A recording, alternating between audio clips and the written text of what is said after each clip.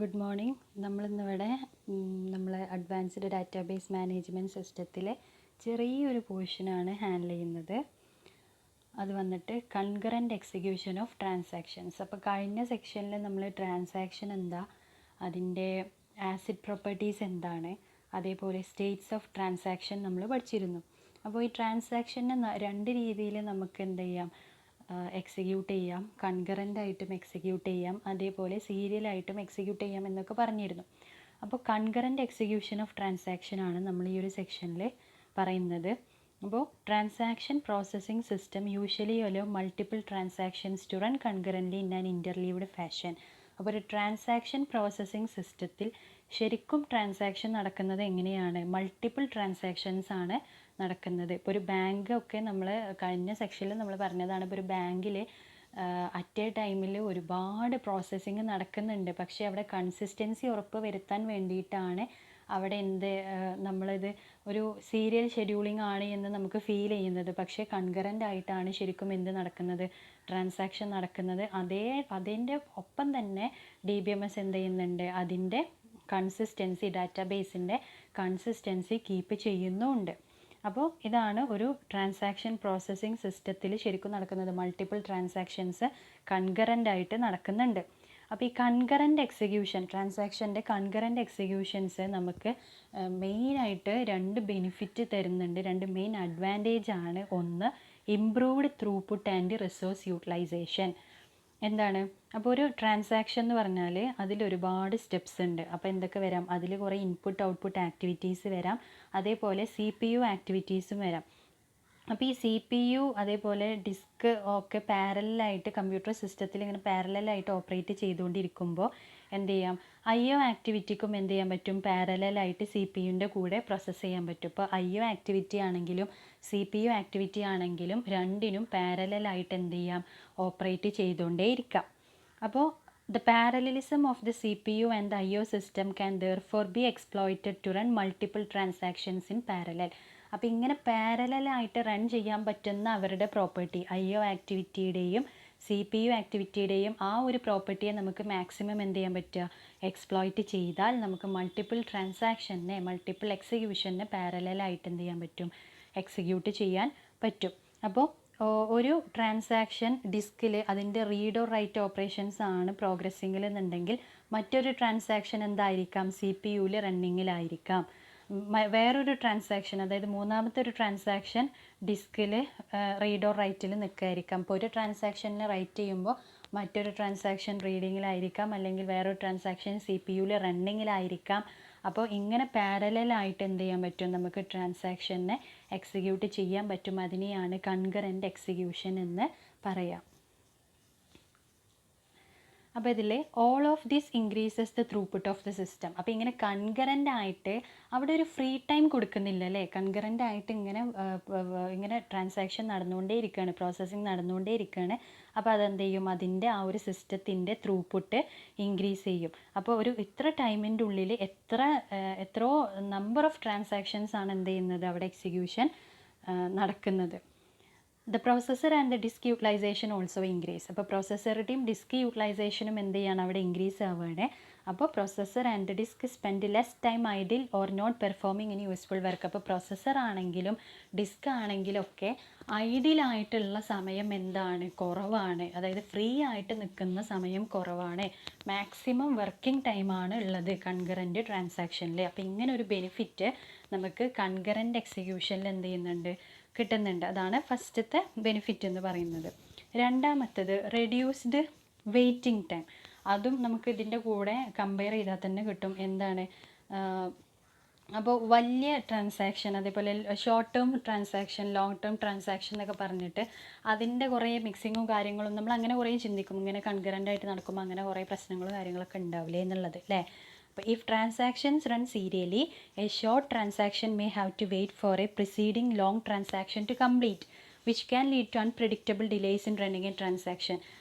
എന്താണ്, ഇപ്പോൾ നമ്മൾ രണ്ട് ട്രാൻസാക്ഷൻ നമ്മളെ കയ്യിലുണ്ട്. ഇപ്പോൾ T1 ഉണ്ട്, T2 ഉണ്ട്. അപ്പോൾ T1 എന്ന് പറയുന്നത് ഒരുപാട് സ്റ്റെപ്സിലൂടെ എക്സിക്യൂട്ട് ചെയ്യേണ്ട ഒരു ട്രാൻസാക്ഷനാണ് T1. T2 എന്ന് പറയുന്നത് പെട്ടെന്ന് അങ്ങോട്ട് എന്ത് ചെയ്യുക, നമുക്കൊരാൾക്ക് അങ്ങോട്ട് എമൗണ്ട് ഇട്ട് കൊടുക്കുക മാത്രമേ ഉള്ളൂ, വേറെ പ്രോസസ്സിങ് കാര്യങ്ങളൊന്നും ഇല്ല. അപ്പോൾ ഈ T1 കംപ്ലീറ്റ് ആയതിൻ്റെ ശേഷം മാത്രമേ എന്താവുള്ളൂ, T2ലേക്ക് വരാൻ പറ്റുള്ളൂ. ഏതാവുമ്പോൾ സീരിയൽ ട്രാൻസാക്ഷൻ ആവുമ്പോൾ അല്ലേ. അതായത് T1ൻ്റെ അത്രയും ടൈം ആര് വെയിറ്റ് ചെയ്യണം, അത് കംപ്ലീറ്റ് ആവുമ്പോഴും T2 വെയിറ്റ് ചെയ്യണം, അതിൻ്റെ വർക്കിംഗ് നടക്കണം എന്നുണ്ടെങ്കിൽ.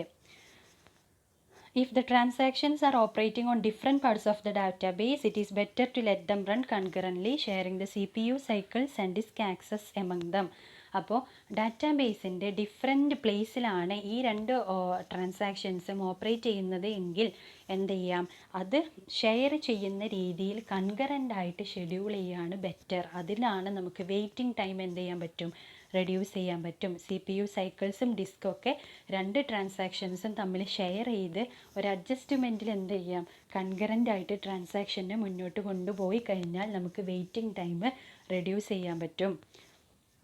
അപ്പോൾ അൺപ്രഡിക്റ്റബിൾ ആയിട്ടുള്ള ഡിലേയ്സ് ഒക്കെ, അതായത് ഒരുപാട് സമയം T1 കഴിയോളം T2 കാത്തു നിൽക്കേണ്ട ഒരു അൺപ്രഡിക്റ്റബിൾ ഡിലേ ആണ്. നമുക്ക് പ്രെഡിക്റ്റ് ചെയ്യാൻ പറ്റുന്നില്ല എത്ര സമയമാണ് ഇപ്പോൾ ഈ വെയിറ്റിംഗ് വരിക എന്നുള്ളത്. അപ്പോൾ അതൊക്കെ എന്ത് ചെയ്യാൻ പറ്റും, നമുക്ക് ഒഴിവാക്കാൻ പറ്റും ഇങ്ങനെ.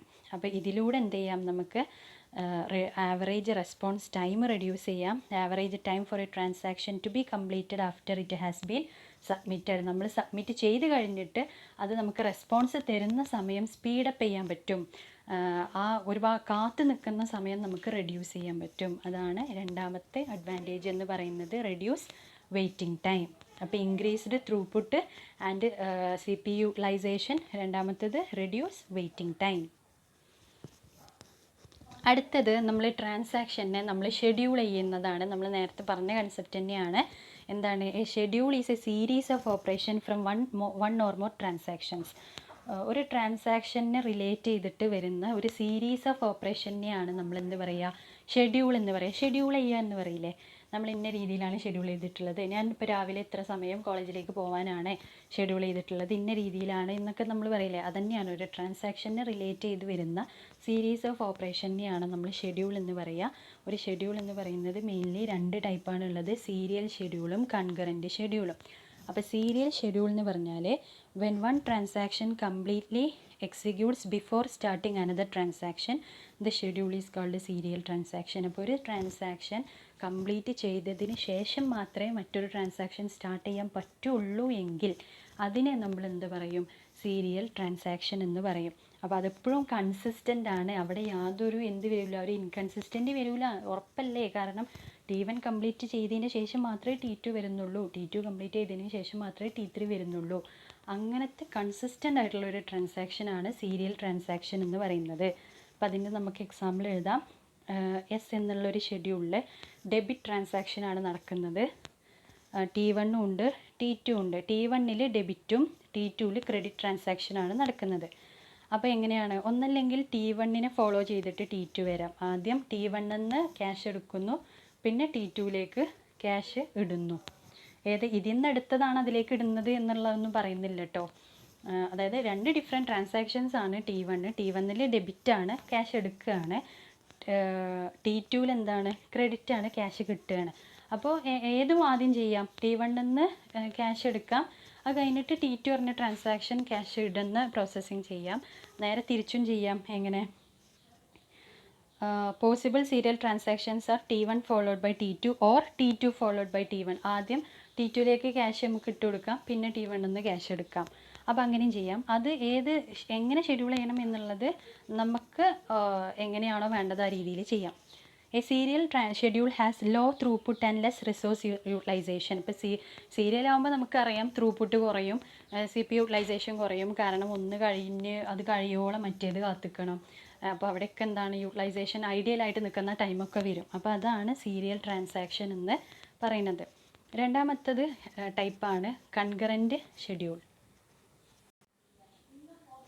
കൺകറൻറ്റ് ഷെഡ്യൂൾ എന്ന് പറഞ്ഞാൽ when operations of a transaction are interleaved with operations of other transaction of a schedule, the schedule is called concurrent transaction. ഒന്നുമില്ല, ഒരു ട്രാൻസാക്ഷൻ്റെ ഓപ്പറേഷൻസ് നടന്നുകൊണ്ടിരിക്കുമ്പോൾ തന്നെ വേറൊരു ട്രാൻസാക്ഷൻ്റെ ഓപ്പറേഷൻസും കൂടെ അതിൻ്റെ കൂടെ നടക്കുന്നുണ്ടെന്നുണ്ടെങ്കിൽ അത് കൺകറൻറ്റ് ഷെഡ്യൂളാണ്.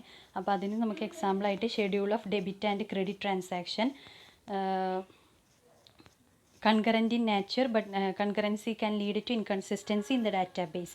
അപ്പോൾ ഇപ്പോൾ മുകളിൽ പറഞ്ഞ എക്സാമ്പിൾ തന്നെ നമുക്ക് എടുക്കാം. ഇപ്പോൾ T1 ഉണ്ട്, T2 ഉണ്ട്. അപ്പോൾ T1 നടക്കുന്നുണ്ട്, T1ൻ്റെ ഡെബിറ്റ് ട്രാൻസാക്ഷൻ നടക്കുന്നുണ്ട്, T2ൻ്റെ ക്രെഡിറ്റ് ട്രാൻസാക്ഷൻ നടക്കുന്നുണ്ട്. അപ്പോൾ രണ്ടും എന്ത് ചെയ്യാണ്, T1 തന്നെ ക്യാഷ് എടുക്കുന്നുണ്ട്, T2ലേക്ക് ക്യാഷ് ഇട്ട് കൊടുക്കുന്നുണ്ട്.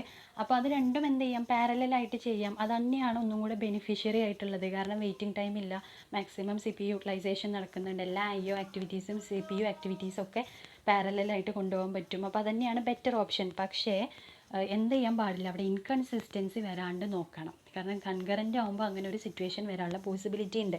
അപ്പോൾ അതെന്ത് ചെയ്യാൻ പാടില്ല, ഒക്കർ ചെയ്യാൻ പാടില്ല, ഇൻകൺസിസ്റ്റൻസി വരാൻ പാടില്ല. കൺകറൻറ്റ് ഷെഡ്യൂൾ ഫീൽ ചെയ്യേണ്ടത് സീരിയൽ ഷെഡ്യൂളായിട്ടാണ്, പക്ഷേ എക്സിക്യൂഷൻ ശരിക്കും കൺകറൻ്റ് ആയിട്ട് തന്നെയാണ് നടക്കുന്നതും. സീരിയലി ആയിട്ട് തോന്നാൻ പാടുള്ളൂ, അത്രയും കൺസിസ്റ്റൻസി കൺകറൻറ്റ് ഷെഡ്യൂളും പ്രൊവൈഡ് ചെയ്യേണ്ടതായിട്ടുണ്ട്. അപ്പോൾ ഇതാണ് സീരിയൽ ഷെഡ്യൂളും കൺകറൻറ്റ് ഷെഡ്യൂളും. അപ്പോൾ ഈ ഷെഡ്യൂൾ DBMSലെ ഷെഡ്യൂളിൽ നമുക്ക് ഡിഫറെൻറ്റ് ടൈപ്സ് ആയിട്ട് എന്ത് ചെയ്യാൻ പറ്റും, ക്ലാസിഫൈ ചെയ്യാൻ പറ്റും. Schedule as the name suggest is a process of lining the transactions and executing them one by one. ഒന്ന് കഴിഞ്ഞ് എന്നുള്ള ഒരു രീതിയിൽ കൺകറൻ്റ് ആയിട്ടും സീരിയലി ആയിട്ടും എന്ത് ചെയ്യാം, നമുക്ക് ട്രാൻസാക്ഷനെ എക്സിക്യൂട്ട് ചെയ്യാം. അപ്പോൾ when there are multiple transactions that are running in a concurrent manner and the order of operation is needed to be set so that the operation do not overlap each other, scheduling is brought into play and the transaction are timed accordingly. അപ്പോൾ scheduling എന്നുള്ളൊരു concept വരാൻ തന്നെ കാരണം ഒന്നിൻ്റെ മുകളിൽ കയറി മറ്റൊന്നില്ല എന്നുള്ളത് ഉറപ്പ് വരുത്താൻ വേണ്ടിയിട്ടാണ് ഷെഡ്യൂളിംഗ് എന്നുള്ളൊരു കൺസെപ്റ്റേ വന്നിട്ടുള്ളത്. അപ്പോൾ അതിൽ വരുന്ന ഡിഫറെൻറ്റ് ടൈപ്സ് ഓഫ് ട്രാൻസാക്ഷൻസ് ആണ്. ഷെഡ്യൂൾസ് രണ്ടായിട്ട് ഡിവൈഡ് ചെയ്തിട്ടുണ്ട്, സീരിയൽ ഷെഡ്യൂൾസും നോൺ സീരിയൽ ഷെഡ്യൂൾസും. നോൺ സീരിയൽ ഷെഡ്യൂൾസിനെ വീണ്ടും സ്പ്ലിറ്റ് ചെയ്തു, സീരിയലൈസബിൾ ഷെഡ്യൂൾസും നോൺ സീരിയലൈസബിൾ ഷെഡ്യൂൾസും. സീരിയലൈസബിൾ ഷെഡ്യൂൾസ് 2 ടൈപ്സ് ആണ്, conflict serializable, view serializable. Non serial schedules 2 types ആണ്, റിക്കവറബിൾ ഷെഡ്യൂൾസും നോൺ റിക്കവറബിൾ ഷെഡ്യൂൾസും. റിക്കവറബിൾ ഷെഡ്യൂൾസ് വീണ്ടും 3ആയിട്ട് ഡിവൈഡ് ചെയ്തിട്ടുണ്ട്, cascading schedules, cascadeless schedules, strict schedules. ഇത്രയും ടൈപ്സ് ഓഫ് ഷെഡ്യൂൾസ് ആണുള്ളത്. ഓർക്കുക, ഷെഡ്യൂൾസ് 2 വിധം, സീരിയൽ ഷെഡ്യൂൾസും നോൺ സീരിയൽ ഷെഡ്യൂൾസ്. നോൺ സീരിയൽ ഷെഡ്യൂൾസ് വീണ്ടും 2ആയിട്ട് ഡിവൈഡ് ചെയ്തിട്ടുണ്ട്. നോൺ സീരിയൽ ഷെഡ്യൂൾസ് സീരിയലൈസബിൾ ഷെഡ്യൂൾസും നോൺ സീരിയൽ ഷെഡ്യൂൾസും. സീരിയലൈസബിൾ 2 വിധം, കോൺഫ്ലിക്റ്റും വ്യൂവും. നോൺ സീരിയൽ ഷെഡ്യൂൾസ് റിക്കവറബിളും നോൺ റിക്കവറബിളും.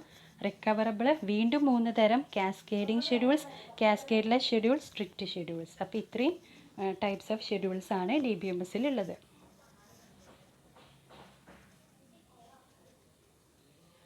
Thank you.